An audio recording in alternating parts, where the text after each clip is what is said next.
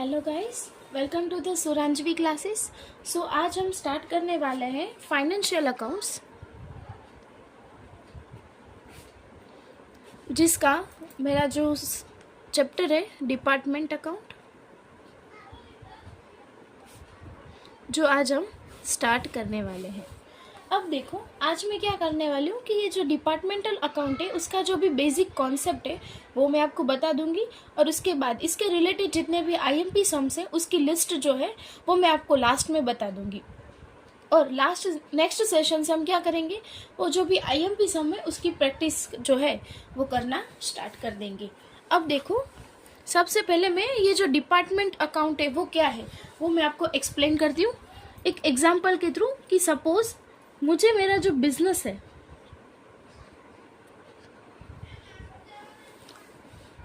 Business को expand करना है, तो उसके लिए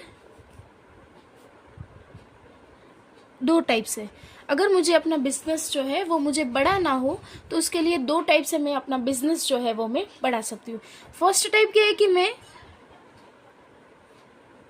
डिपार्टमेंट स्टोर्स जो है वो मैं ओपन करूं, और दूसरा है कि मैं न्यू ब्रांच जो है वो लॉन्च करूं।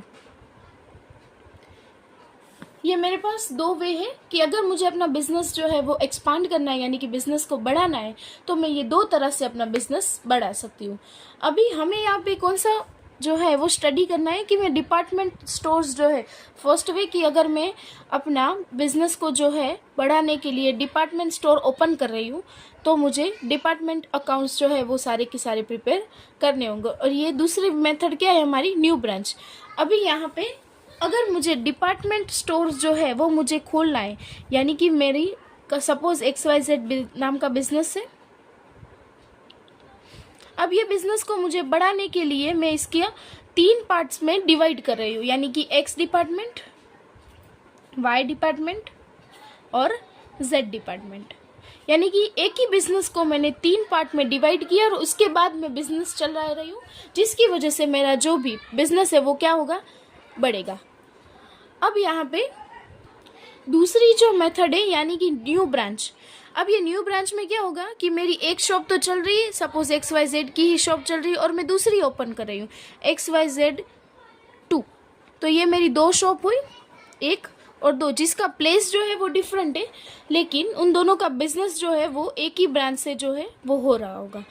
और यहाँ पे बिजनेस कैसे हो रहा है कि मेरा बिजनेस एक है, बिल्डिंग भी एक है, सब एक्टिविटीज जो हो रही है वो भी एक ही बिल्डिंग में हो रही है, पर मेरा जो बिजनेस में डिपार्टमेंट्स जो है यानी कि वो सारे के सारे डिफरेंट है। अब इसका मैं और एक एग्जांपल के थ्रू आपको समझाऊं तो मेरी कॉलेज का नाम है ABC, मेरी कॉलेज है। सपोज मान लेते हैं कि ABC नाम की मेरी कॉलेज है और इसके अंदर मेरे 3 डिपार्टमेंट्स चल रहे हैं, आर्ट्स, साइंस और कॉमर्स। अब एक कॉलेज के अंदर अगर 3 डिपार्टमेंट्स चल रहे हैं तो तीनों के अकाउंट्स जो है वो हम अलग अलग प्रिपेयर करेंगे। अब इन तीनों के अकाउंट्स जो है वो प्रिपेयर करने के बाद लास्ट में हम टैली करने कहाँ पे जाएंगे, कॉलेज जो है वो सारे के सारे अकाउंट्स जो है वो देखती है। अब ये जो कॉलेज है, आर्ट्स का डिपार्टमेंट अलग है, साइंस का डिपार्टमेंट अलग है और कॉमर्स का डिपार्टमेंट भी अलग है। तो अगर डिपार्टमेंट अलग होते हैं साइंस, आर्ट्स और कॉमर्स के, तो उसकी वजह से क्या होगा कि अगर अकाउंट्स में कुछ भी गलती होगी तो वो जल्दी से जल्दी हमें करेक्ट हो जाएगी। और अगर हमारा बिजनेस में भी अगर ऐसा ही होता है कि ये बिजनेस में भी अगर 3 डिपार्टमेंट में हम डिवाइड कर देते हैं या फिर इससे ज़्यादा डिपार्टमेंट में भी अगर हम डिवाइड करते हैं तो फिर हमारा बिजनेस जो है वो एक्सपांड जो है वो जल्दी से हो पाएगा। सो ये तो मीनिंग था कि ये जो डिपार्टमेंट जो है वो कैसे होता है, और डिपार्टमेंट स्टोर्स जो है वो कैसे चलते हैं। इसका मैं एक आपको एग्जांपल बोलूं तो बिग बाजार,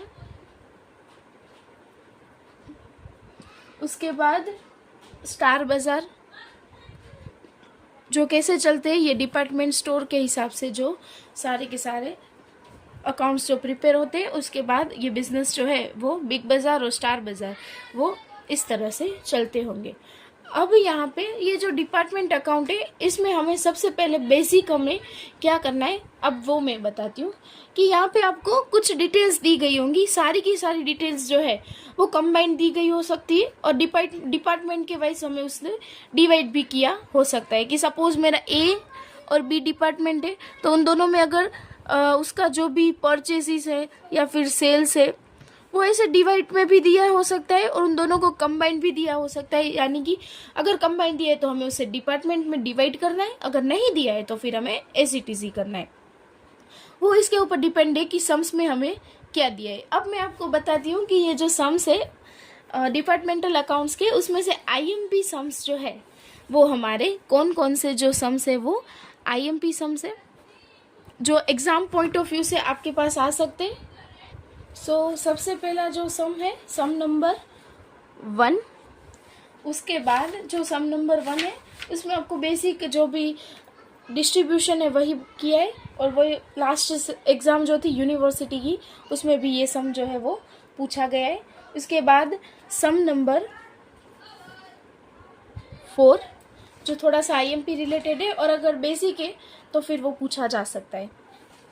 फिर उसके बाद सम नंबर 7,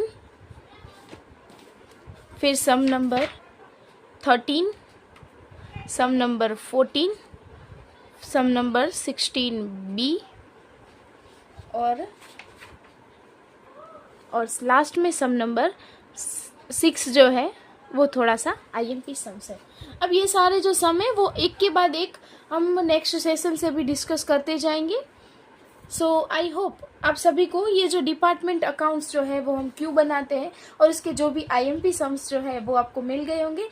आई होप कि आप सभी को ये वीडियो अच्छा लगा होगा, तो please like share and subscribe करना ना भूलें। Thank you so much. और ऐसे ही वीडियो के लिए हम आगे भी मिलते रहेंगे। Thank you.